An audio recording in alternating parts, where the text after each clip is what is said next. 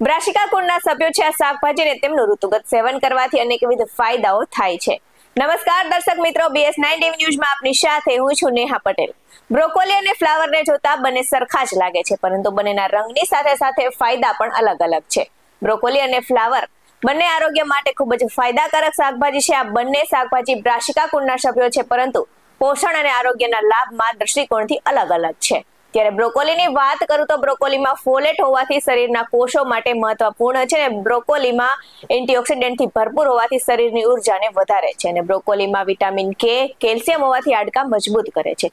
ત્યારે broccoli anti cancer ગુણોથી પરિપૂર્ણ છે, જે શરીરમાં કેન્સરના કોષોને અટકાવે છે અને બ્રોકોલીમાં વધુ વિટામિન અને મિનરલ્સ હોય છે.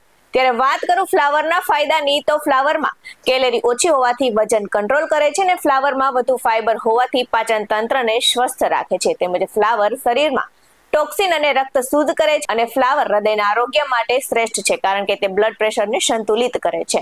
ફ્લાવર અને બ્રોકોલી બંને ખાવાની શ્રેષ્ઠ રીતની વાત કરું તો બંને શાકભાજીને કાચા ખાઈ શકાય છે, તેમજ તેનું શાક પણ બનાવવામાં આવે છે અને બ્રોકોલી અને ફ્લાવરને ઉકાળીને, શેકીને અને તેમનું સૂપ બનાવીને પણ ખાવામાં આવે છે અને વિવિધ રીતે અનેક રીતે આજકાલના પીઝા જેવી વસ્તુ વાનગીમાં ટોપિંગ કરીને પણ ખાવામાં આવે છે. આવા જ વધુ અહેવાલ સાથે ફરી મળતા રહીશું. તમે અમારી YouTube ચેનલને સબસ્ક્રાઇબ કરવાનું અને અમને Facebook અને Instagram પર ફોલો કરવાનું ભૂલશો નહીં. બાકી અવનવી અપડેટ્સ મેળવવા માટે આપ જોતા રહો BS9 ટીવી ન્યૂઝ. અહીં આપવામાં આવેલી જાણકારી વિવિધ આયુર્વેદના નિષ્ણાતોના જણાવ્યા આધારિત છે. BS9 ટીવી ન્યૂઝ આવી કોઈ પુષ્ટિ નથી કરતું. નમસ્કાર.